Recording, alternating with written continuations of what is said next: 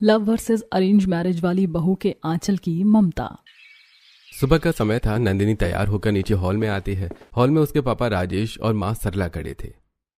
Happy birthday मेरी princess, आज तो एकदम भौकाल वाली पार्टी करेंगे। मैंने हलवाई को बोल दिया है, समोसे रसगुल्ले सब बुक है। आज तो मोहल्ले वाले भी डांस करेंगे। हाँ बेटा, बता तुझे गिफ्ट में क्या चाहिए।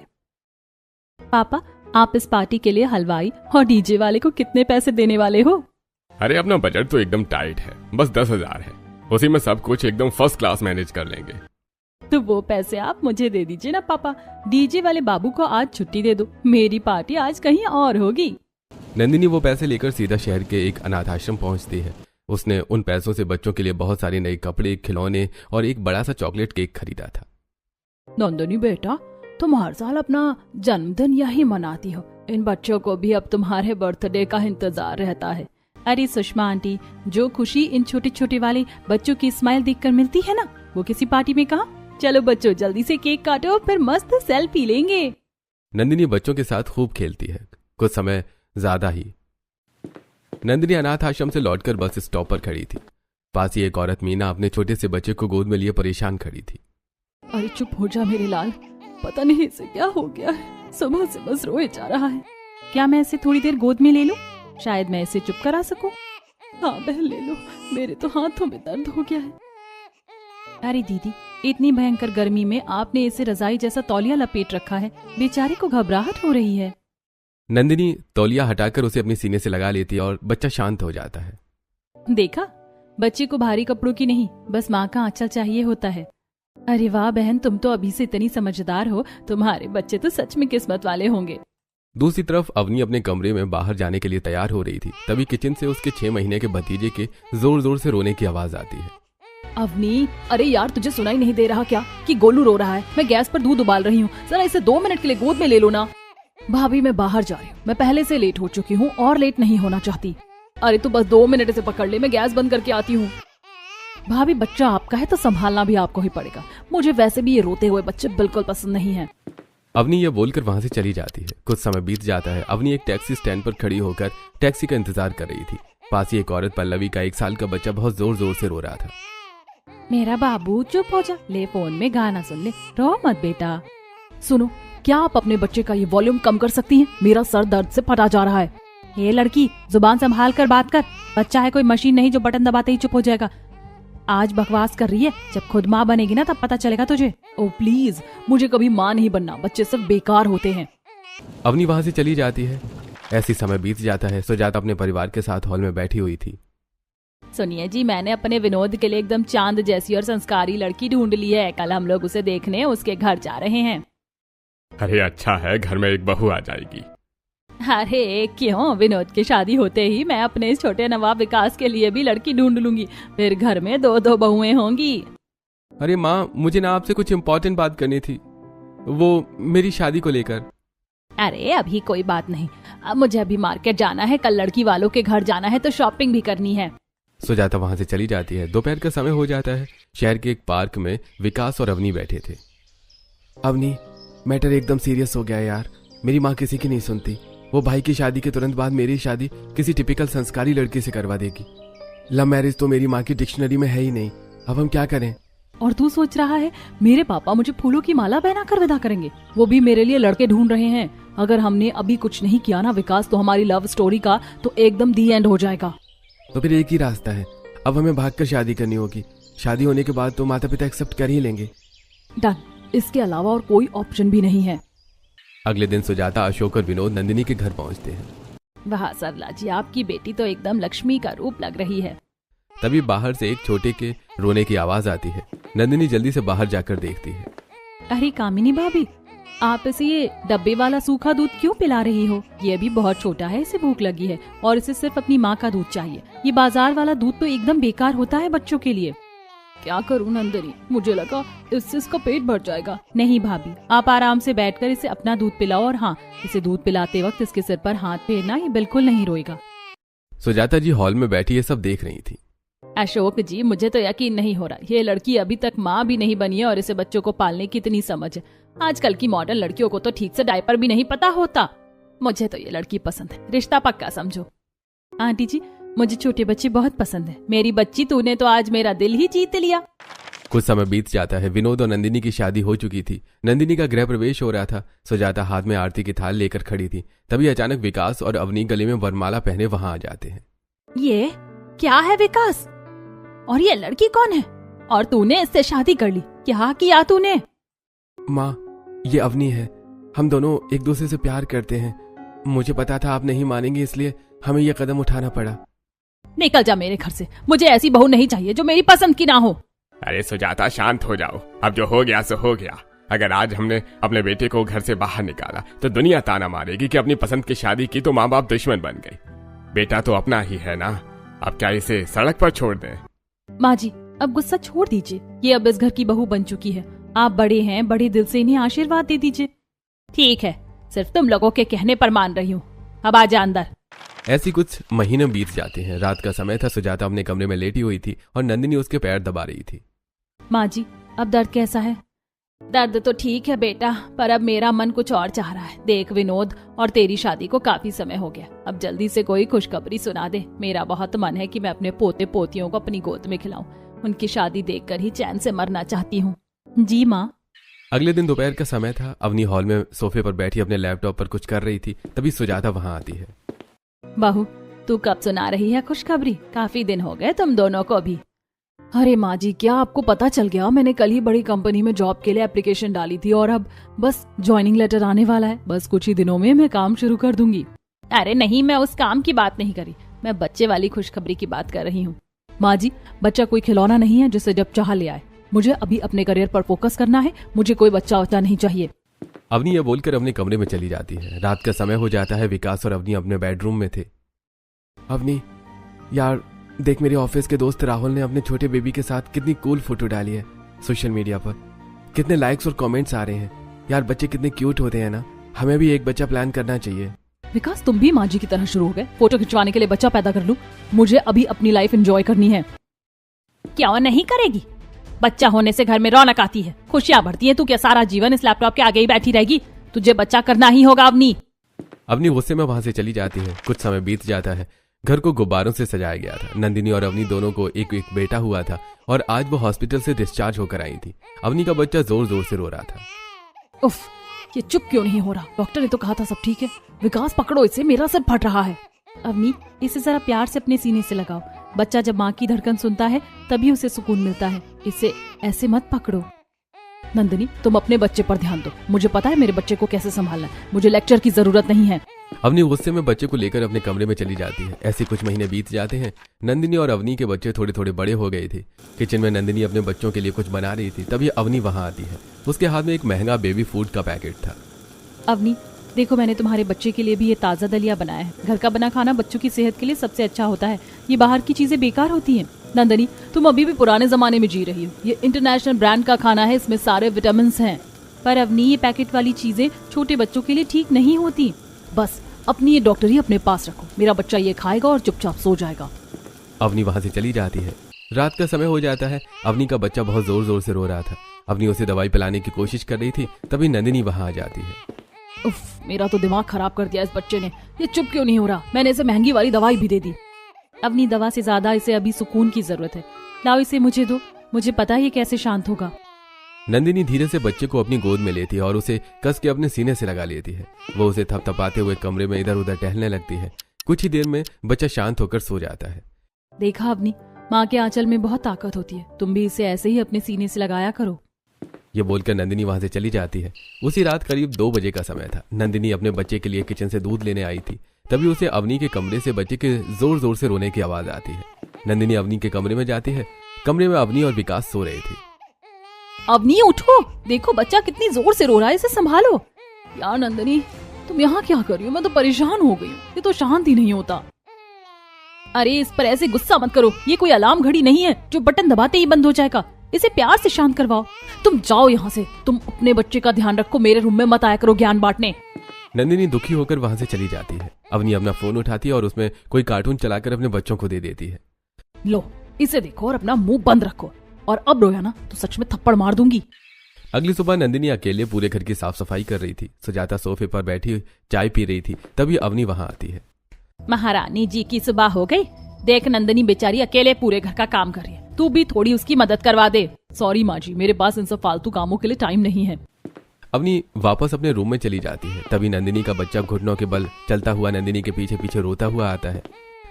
लगता है कुछ जुगाड़ करना ही होगा, नहीं तो तुम ऐसे ही बैठे पीछे पीछे घूमते रहोगे और फिर अगर कुछ गिर गया तो लग जाएगी तुम्हारे। नंदिनी बहुत ही सेफ्टी से अपने बच्चे को अपनी पीठ पर बांध लेती है। देखो अब हम ये वाला काम करेंगे, अब हम इस सोफे की सफाई करेंगे, डस्ट की तो आज खैर नहीं। बच्चा हंसने लगता है और बिल्कुल शांत रहता है। सुजाता ये देखकर बहुत खुश हो जाती है। वाह नंदनी, इसे कहते हैं आम के आम गुठलियों के दाम। क्या मस्त जुगाड़ निकाला है तूने, काम भी हो रहा है और बच्चा भी खुश। अगले दिन नंदिनी बाथरूम में अपने बच्चे को नहलाने की तैयारी कर रही थी। उसने छोटे टब में गर्म पानी लिया था। वो बार बार अपना हाथ पानी में डालकर चेक कर रही है कि पानी ज्यादा गर्म तो नहीं है। मेरा बाबू नहाएगा, चप चप करेगा, फिर एकदम फ्रेश होकर अपने मामा के घर जाएगा। नंदिनी उसे नहलाने के बाद उसकी बहुत अच्छे से मालिश करती है और उसे कपड़े पहनाकर बातें करते हुए सलाह देती है। उधर अवनी अपने बच्चों के पास बैठी हुई थी। छी यार, कितनी गंदी स्मेल आ रही है इससे, चलो आज इसे नहला ही देती हूँ। अवनी बच्चे को बाथरूम में ले जाती है। वो गीजर ऑन करती है लेकिन पानी चेक नहीं करती कि पानी कितना गर्म है। वो सीधा गर्म पानी बच्चे पर डाल देती है। बच्चा ज्यादा गर्म पानी की वजह से रोने लगता है। अरे यार, ये क्या मुसीबत है, मुझे तो कुछ आता ही नहीं है और ये कब से रोए जा रहा है। शट अप, चुप हो जा। सुजाता ये सब सुन लेती है। वो गुस्से में वहां पर आती है। तेरी अकल घास चरने गई है क्या? इतना खौलता हुआ पानी मासूम पर डाल दिया, ऊपर से डांट रही है। एक बच्चे का ध्यान नहीं रखा जाता तुझसे। अगले दिन नंदिनी और अवनी शॉपिंग करने जा रही थी। बाहर भयंकर तेज धूप थी। अवनी ने अपने बच्चे को एक मोटे कपड़े से ढका हुआ था। बच्चा पूरी तरह से अनकंफर्टेबल होकर रो रहा था। अवनी, इतनी तेज धूप में तुमने इसे इतने मोटे कपड़े से क्यों ढका है? इसे घुटन हो रही है। तुम्हें नहीं पता नंदिनी, ये सन प्रोटेक्शन के लिए है। मैं नहीं चाहती मेरा बेबी टैन हो जाए। वहीं नंदिनी ने अपने बच्चे को सीने से लगाकर अपनी साड़ी से ढक लिया था। अपनी बच्चे को इन मोटे ब्रांडेड कपड़ों की नहीं, बस अपनी माँ के आंचल की जरूरत होती है। शाम का समय हो जाता है। अवनी अपने रूम में बैठकर कानों में हेडफोन लगाकर फोन में मूवी देख रही थी। उसका बच्चा बिस्तर पर खेल रहा था और वो खेलते खेलते गिर जाता है। आवाज सुनकर सभी जल्दी से आते हैं। अवनी, तुम्हारा ध्यान कहाँ है? देखो तुम्हारा बेबी नीचे गिर गया है, इसे संभालो। अरे तो रोने दो ना, गिर जाने दो, गिरेगा तभी तो स्ट्रॉन्ग बनेगा। चोट लग गई तो लगने दो, मुझे नहीं पता। अवनी, ये क्या बेवकूफी है? अवनी गुस्से में बच्चे को उठाती है और उसे डांटने लगती है। बस शांत हो जाओ, दिन भर बस रोना रोना रोना। बच्चा अवनी की डांट सुनकर और ज्यादा जोर जोर से रोने लगता है। नंदिनी उस बच्चे को लेती है और अपने सीने से लगा लेती है। बच्चा शांत हो जाता है। अवनी, जो बच्चा होता है ना, वो अपनी माँ के आंचल में आकर अपना सारा दर्द भूल जाता है। थोड़ा फोन और लैपटॉप छोड़कर ये सभी सीखिए। हाउ डेयर यू, तुम मुझे सिखाओगी कि मुझे क्या करना है? तुम सिर्फ इस घर की बड़ी बहू हो, मेरे बच्चे की माँ नहीं। अपना ये देसी ज्ञान अपने पास रखो। अवनी अपने बच्चे को वापस ले लेती है। नंदिनी दुखी होकर वहां से चली जाती है। अगले दिन नंदिनी बालकनी में अपने बच्चे को थपथपा कर सुला रही थी। तभी वो नीचे देखती है कि सामने वाले घर की एक औरत अपने रोते हुए बच्चे को लेकर बहुत परेशान है। नंदिनी तुरंत नीचे जाती है। अरे रश्मि दीदी, क्या हुआ? बाबू क्यों रो रहा है इतनी देर से? पता नहीं नंदिनी, दूध भी पिला दिया फिर भी चुप नहीं हो रहा। मेरा तो सिर दर्द कर गया। दीदी, इसे ऐसे हवा में मत झुलाओ, इसे अपने सीने से लगा कर रखो। और हाँ, इसका डायपर चेक किया आपने? बच्चे अक्सर गीले डायपर की वजह से चिड़चिड़े हो जाते हैं। अरे डायपर तो मैंने सुबह से देखा ही नहीं। बस तो फिर डायपर जल्दी जल्दी चेक किया करो। और जब बच्चा ज्यादा रोए ना, तो उसे कमरे में बंद रखने के बजाय थोड़ा ताजी हवा में बाहर टहला लिया करो। देखो कैसे मेरे सीने से लगकर चुप हो गया। अरे सच में ये तो एकदम शांत हो गया। मुझे तो ये सब पता ही नहीं था। थैंक यू नंदनी, तूने तो मेरी बहुत बड़ी टेंशन खत्म कर दी। मैं आगे से यही करूंगी। अगले दिन सुबह अवनी के कमरे से बच्चे के बहुत जोर जोर से रोने की आवाज आ रही थी। अवनी बच्चे पर बुरी तरह से चिल्ला रही थी। नंदिनी अवनी के कमरे में आती है। चुप हो जाओ, मेरा दिमाग मत खा। दिन भर बस रोना रोना। अवनी, पागल हो गई हो क्या? इतने छोटे बच्चे पर कोई ऐसे चिल्लाता है? नंदिनी बच्चे को अपने सीने से लगाती है। बच्चा शांत होने लगता है। नंदिनी का हाथ बच्चे के डायपर पर जाता है। अवनी, इसका डायपर तो एकदम फुल होकर लीक कर रहा है। इसके रैशेस हो गए होंगे। तुमने आखिरी बार कब चेंज किया था इसे? शायद कल रात को किया था। मुझे काम भी होते हैं नंदिनी, मैं 24 घंटे इसके डायपर नहीं चेक कर सकती। रात से? तुम्हें शर्म नहीं आती अवनी? एक मासूम बच्चे को तुमने इतनी तकलीफ में रखा है। बच्चों को ऐसे शांत करते हैं, उन पर चिल्लाकर नहीं। तुम कौन होती हो मुझे ये सब सुनाने वाली? मेरी मर्जी में जैसे। तेरी मर्जी? कैसी तेरी मर्जी? तेरी मर्जी चलेगी तो तू तो मेरे पोते को मार ही डालेगी। देख अवनी, मेरे पोते की क्या हालत कर दी है तूने। लिसन माँ जी, मुझे तो ये बच्चा चाहिए ही नहीं था। ये आप ही लोगों की जिद थी ना कि घर में पोता चाहिए, तो अब आप ही इसका ध्यान रखो। मुझे मेरा काम करने दो। अवनी गुस्से में वहां से चली जाती है। रात का समय हो जाता है। अवनी अपने बेड पर बैठी लैपटॉप पर अपनी अपनी सहेलियों से वीडियो कॉल पर हंसकर बातें कर रही थी। पास में ही अवनी का बच्चा लेटा हुआ था जो कि रो रहा था। उफ, ले तू अपना ये फोन चला ले। बच्चा फोन को जमीन पर फेंक देता है और फोन टूट जाता है। ये देखकर अवनी को बहुत गुस्सा आ जाता है और वो बच्चे को मारने के लिए अपना हाथ उठाती है कि तभी विकास कमरे में आ जाता है। अवनी, तुम्हारी हिम्मत कैसे हुई मेरे बच्चे पर हाथ उठाने की? शर्म नहीं आती तुम्हें इतने छोटे से मासूम को मारते हुए? तो क्या करूं? मेरा 1 लाख का फोन तोड़ दिया इसने। मेरी जिंदगी नरक बना दी इस बच्चे ने। दोनों झगड़ा होने लगता है। तभी सुजाता वहां आ जाती है। अरे विकास, मैंने तो पहले ही कहा था ये लड़की बेकार है। इसे अपने बच्चे से ज्यादा अपने डब्बे फोन की फिक्र है। डायन भी अपने बच्चों को नहीं खाती। अवनी को बहुत गुस्सा आ जाता है और वो छत पर चली जाती है। सब मुझे बुरी माँ कहते, पर किसी को नहीं पता कि मुझे बच्चों से नफरत क्यों है। मुझे पता है, जब मेरा छोटा भाई पैदा हुआ था तब मेरी माँ कितनी अच्छी थी। माँ का एक सपना था कि वो एक बहुत बड़ी डिजाइनर बने, लेकिन उस छोटे भाई के आने के बाद माँ के सारे सपने टूट गए। वो बस डायपर और दूध की बोतलों में उलझ कर रह गई। इसी फ्रस्ट्रेशन में माँ ने सुसाइड कर लिया। बच्चे बेकार होते, बच्चे ना अपनी माँ को खा लेते। मुझे नहीं चाहिए कोई बच्चा। कुछ दूर नंदिनी खड़ी थी जो कि अपने बच्चे को टहलाने के लिए लाई थी और उसने ये सब सुन लिया था।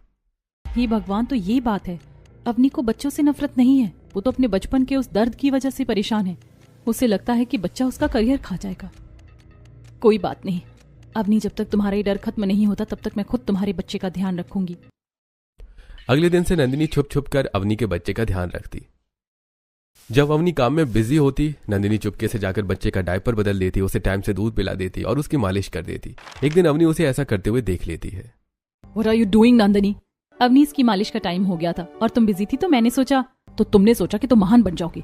तुम कौन होती हो उसका ध्यान रखने वाली? मुझे पता है तुम ये सब क्यों कर रही हो, ताकि घर वालों के सामने तुम अच्छी बन सको। निकल जाओ यहाँ से। नंदिनी दुखी होकर वहां से चली जाती है। अगले दिन अवनी सुजाता के लिए बहुत सारी शॉपिंग करके लाती है। माँ जी, मुझे ना उस नंदिनी की नीयत कुछ ठीक नहीं लग रही। वो आजकल मेरे बच्चे के बहुत ज्यादा ही करीब आ रही है। मतलब तू क्या कहना चाहती है?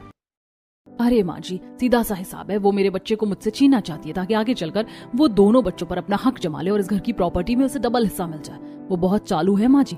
वैसे ये छोड़िए, ये देखिए मैं आपके लिए ये डिजाइनर साड़ी और गहने लाई हूँ। अरे वाह बहू, साड़ी तो बहुत सुंदर है। और तू चिंता मत कर, मैं उस नंदिनी की अकल ठिकाने लगाती हूँ। लालच बुरी बला है, उसे मैं बताऊंगी।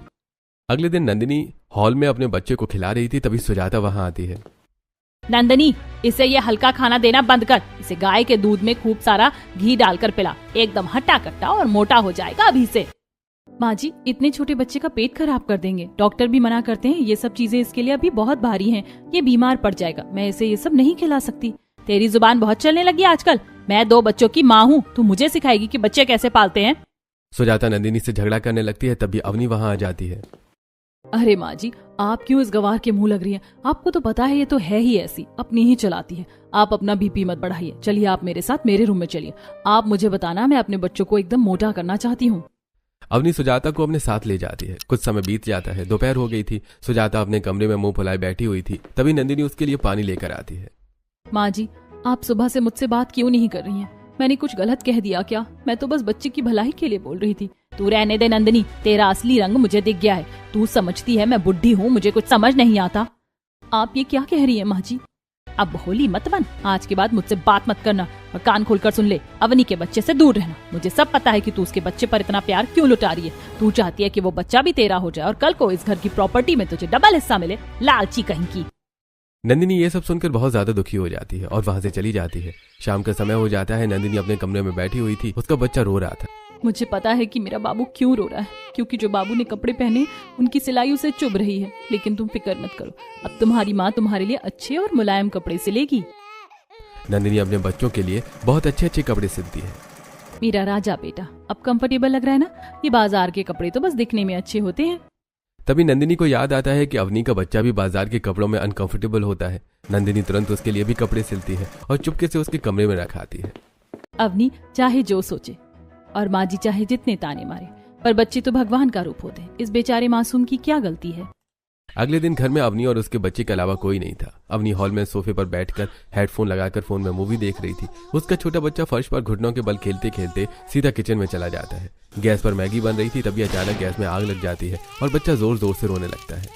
अरे वाह, मजा आ गया। सच में ये मूवी बहुत अच्छी है। किचन में आग लग गई थी। अवनी का बच्चा रो रहा था, लेकिन अवनी को कुछ सुनाई नहीं दे रहा था। तभी नंदिनी अपने बच्चे के साथ वहां आ जाती है। सुजाता और विकास भी उसके साथ थे। तीनों बाजार से लौटे थे।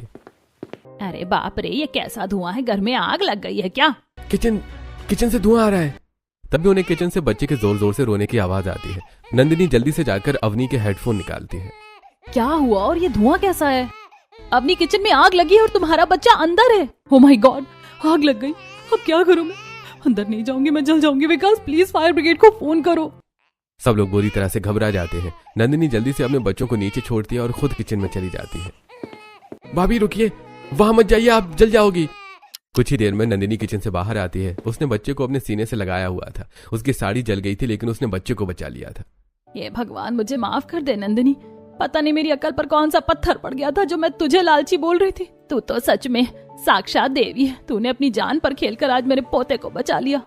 तुम्हें शर्म नहीं आई अवनी? तुम्हारा बच्चा वहां आग में जलने वाला था और तुम यहाँ बैठकर फोन में मूवी देख रही थी। क्या यही है तुम्हारी मॉडर्न पेरेंटिंग? विकास, मैंने जानबूझकर थोड़ी किया।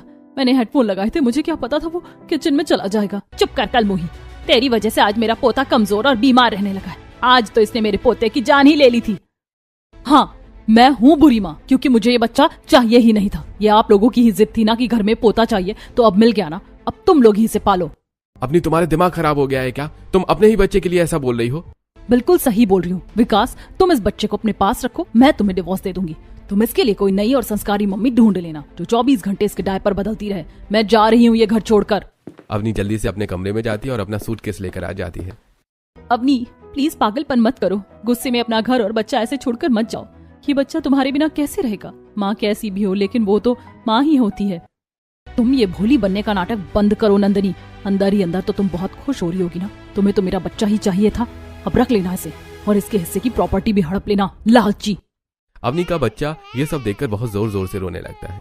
मुझे एक बहुत बड़ी कंपनी से जॉब का ऑफर आ गया है। मैं अब वहाँ जाकर अपना करियर बनाऊंगी। मैं इन बच्चों के चक्कर में अपनी जिंदगी बर्बाद नहीं कर सकती। Good bye. अवनी वहां से चली जाती है। अगले दिन से नंदिनी अपने और अवनी के बच्चे का अच्छे से ध्यान रखना शुरू कर देती है। वहीं दूसरी तरफ अवनी अपने नए ऑफिस में बहुत एटीट्यूड में काम कर रही थी। हाँ बेबी, मम्मा शाम को जल्दी आएगी तुम्हारे लिए टॉय लेकर। बाय। तुम अपने बेबी को और इस जॉब को एक साथ मैनेज कैसे कर लेती हो? आई मीन सच बताना, कुछ मैनेज नहीं होता होगा ना? ये बच्चे तो सिर्फ करियर खराब करते हैं। अवनी, करियर तब खराब होता है जब हम अपने बच्चों को बोझ समझते हैं। मैं इसे बोझ नहीं, अपनी ताकत समझती हूँ। तुम्हें शायद अभी ये बात समझ नहीं आएगी। सृष्टि ये बोलकर वहां से चली जाती है। रात का समय हो जाता है। अवनी अपने रेंट वाले एक छोटे से घर में बैठी हुई थी। फाइनली अब मैं आजाद हूँ। कोई रोना धोना नहीं, फुल आजादी है अब। लेकिन अवनी को बहुत अकेलापन महसूस हो रहा था। वो अपना फोन निकालती है। फोन में अपने बच्चे की फोटो देखने लगती है। नो अवनी, नहीं, बच्चे बेकार होते। तुझे कमजोर नहीं पड़ना है। तुझे अपनी माँ की तरह हारना नहीं है। कुछ महीने ऐसे बीत जाते हैं। आज अवनी की कंपनी में पार्टी और अवार्ड फंक्शन चल रहा था। अवनी ने एक बहुत ही डिजाइनर ड्रेस पहनी हुई थी और वो बहुत खुश थी। जस्ट वेट एंड वॉच, इस साल का बेस्ट एम्प्लॉय का अवार्ड तो मुझे ही मिलेगा। मैंने इस कंपनी के लिए अपने परिवार तक को छोड़ दिया है। और इस साल का best employee of the year award जाता है सृष्टि को। ये सुनकर अवनी हैरान रह जाती है। सृष्टि स्टेज पर जाती है और अवार्ड लेती है। Thank you so much. लोग अक्सर कहते हैं कि अगर एक औरत बच्चा पैदा कर ले तो उसका करियर खत्म हो जाता है, पर मैं कहती हूँ कि हम औरतें चाहें तो सब कुछ कर सकती हैं। मेरा जो बच्चा है ना, वो मुझे बहुत अच्छे से समझता है और मैं उसे। आप लोगों को जानकर हैरानी होगी कि मुझे सुबह उठने के लिए अलार्म की भी जरूरत नहीं पड़ती। मेरा बेटा रोज सुबह 3 बजे उठकर रोने लगता है और जैसे ही मैं उठकर उसे अपने सीने से लगाती हूँ वो एकदम शांत होकर सो जाता है। फिर मैं 3 बजे से उठकर अपने ऑफिस का सारा काम फिनिश कर देती हूँ। मेरा बेटा तो मेरा सबसे बड़ा सपोर्टर है। वो मेरी मदद करता है। हाँ, ये सुनकर हैरानी होगी लेकिन यही सच है। सृष्टि की बात सुनकर सभी लोग तालियां बजाते हैं। स्टेज के पीछे लगी बड़ी सी स्क्रीन पर सृष्टि और उसके छोटे से बेटे की बहुत सारी प्यारी प्यारी फोटोज और वीडियोस चलने लगती हैं। तभी सृष्टि का हस्बैंड अपने बच्चों के साथ वहां आता है। ये है मेरा बेटा और मैं बहुत खुश हूँ और गर्व से कहती हूँ कि मैं इसकी माँ हूँ। पार्टी धीरे धीरे खत्म होने लगती है। अवनी एक कोने में खड़ी होकर रो रही थी। तभी सृष्टि उसके पास आती है। अवनी, मैंने तुम्हारे बारे में सुना है। मुझे पता चला कि तुमने अपने करियर के लिए अपने घर और उस छोटे से मासूम को छोड़ दिया। मुझे लगता था कि बच्चे जिंदगी बर्बाद कर देते हैं। अवनी, बच्चे कभी बेकार नहीं होते। हो सकता है तुम्हारे साथ कोई ऐसा हादसा हुआ हो जिसने तुम्हारे मन में ये डर बैठा दिया, लेकिन इसका मतलब ये नहीं कि हर माँ की कहानी वैसी ही हो। अगर हम बच्चों को समझें, उन्हें सही टाइम पर खाना दें, सही टाइम पर डायपर चेंज और अपनी जिम्मेदारी अच्छे से निभाएं तो कोई प्रॉब्लम ही नहीं आएगी। तुम सही कह रही हो सृष्टि, गलती मेरी है। मुझे हर पल मेरे बच्चे के रोने की आवाज सुनाई देती है। मैं बहुत गलत थी। मैं आज ही जाकर सबसे माफी मांगूंगी। अगले दिन अवनी जल्दी से अपने ससुराल आती है। अवनी देखती है कि नंदिनी दोनों बच्चों के साथ खेल रही थी। दोनों बच्चे भी उसके साथ खेल रहे थे। माँ जी विकास, नंदिनी मुझे माफ कर दीजिए। मुझे मेरी गलती का एहसास हो गया। मुझे मेरा बच्चा वापस दे दीजिए। खबरदार, जो एक कदम भी आगे बढ़ा है, चली जा यहाँ से। अब तेरा इस घर में कोई काम नहीं। तूने तो अपने स्वार्थ के लिए मुझे नंदिनी के खिलाफ भी भड़काया था। निकल जा यहाँ से। अवनी सबसे माफी मांगती है, लेकिन उसको कोई माफ नहीं करता। वो दुखी होकर जाने लगती है। तभी अवनी का बच्चा मम्मा मम्मा कहते हुए रोने लगता है। वैसे तो ये मेरे सीने से लगकर शांत हो जाता है, लेकिन आज क्यों नहीं हो रहा? नंदिनी बच्चों को सीने से लगाती है, लेकिन वो शांत नहीं होता। अवनी जल्दी से अपने बच्चों के पास आ जाती है और अपने बच्चों को अपने सीने से लगा लेती है। मेरा बच्चा, मुझे माफ कर दे मेरे लाल, मम्मा आ गई है। जो बच्चा अभी तक नंदिनी के अलावा किसी के पास शांत नहीं होता था, वो आज अवनी के सीने से लगते ही रोना बंद कर देता है। ये देखकर घर के सब लोग हैरान रह जाते हैं। माँ जी, देखा आपने, आंचल चाहे नंदिनी का हो या अवनी का, असली सुकून तो बच्चे को अपनी माँ के आंचल में ही मिलता है। लगता है कि भगवान ने भी तुझे माफ कर दिया अवनी, तभी तो ये बच्चा तेरे पास आकर इतनी जल्दी शांत हो गया। ठीक है, हमने भी तुझे माफ किया, लेकिन याद रखना, ऐसी गलती दोबारा इस घर में नहीं होनी चाहिए। कभी नहीं माँ जी, आगे से ऐसी कोई गलती नहीं होगी।